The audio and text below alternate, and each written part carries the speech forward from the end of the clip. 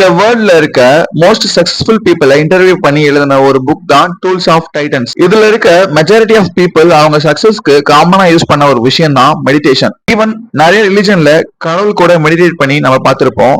But why people say meditation is so powerful? இதை பத்தி தெரிஞ்சுக்க ஃபர்ஸ்ட் நம்ம பிரெயினோட எவல்யூஷன் பத்தி தெரிஞ்சுக்கணும். ஏன்ஷியன்ட் டைம்ஸ்ல ஃபாஸ்டர் ரியாக்ஷனுக்கு பிரெடர்ஸ் கிட்ட இருந்து சீக்கிரமா தப்பிக்கிறதுக்கு மில்லியன்ஸ் ஆஃப் இயர்ஸா எவால்வ் ஆகுற ஒரு விஷயம் தான் லிம்பிக்.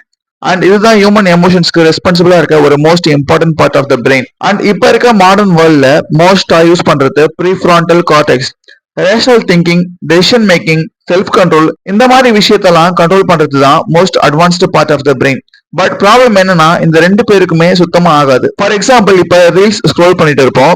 நம்ம லிம்பிக் பிரெயின் வந்து இன்னும் கொஞ்ச நேரம் சொல்லிட்டு நம்மளோட எமோஷனலை ட்ரிகர் பண்ணும். இப்படியே ஸ்க்ரோல் பண்ணிட்டு இருந்தா லைஃப்ல எப்படா உருப்பட போறோம்னு நமக்குள்ள இன்னொரு வாய்ஸ் கேட்கும். அதுதான் ப்ரீஃப்ரான்டல் கார்டெக்ஸ். சரி, இதுக்கும் மெடிடேஷனுக்கும் என்னடா சம்பந்தம்னு கேட்டீங்கன்னா, இதனால முன்னாடி இருந்ததை விட நம்மளால செல்ஃப் கண்ட்ரோலா இருக்க முடியும், ஃபோக்கஸ்டா ஒர்க் பண்ண முடியும், அண்ட் டே டு டே பேசிஸ்ல நம்மளால நல்ல டிசிஷன்லாம் எடுக்க முடியும். அண்ட் அது மட்டும் இல்லாம மெடிடேஷன்ல லிம்பிக் பிரெயின்ல இருக்க ரியாக்டிவிட்டியை டிக்ரீஸ் பண்ண முடியும். இதனால நெக்ஸ்ட் டைம் நீங்க ஸ்க்ரோல் பண்ணலாம்னு நினைக்கும் போது ஸ்க்ரோல் பண்ணணுமா அப்படின்னு ஒரு செகண்ட் நிறுத்தி அவேர்னஸோட திங்க் பண்ண ஸ்டார்ட் பண்ணுவீங்க. சோ டெய்லி ஒரு 10 நிமிஷம் சும்மா உட்கார்றது மூலமா இவ்வளவு பெனிஃபிட்ஸ் கிடைக்குதுன்னா why don't we start doing this habit from now?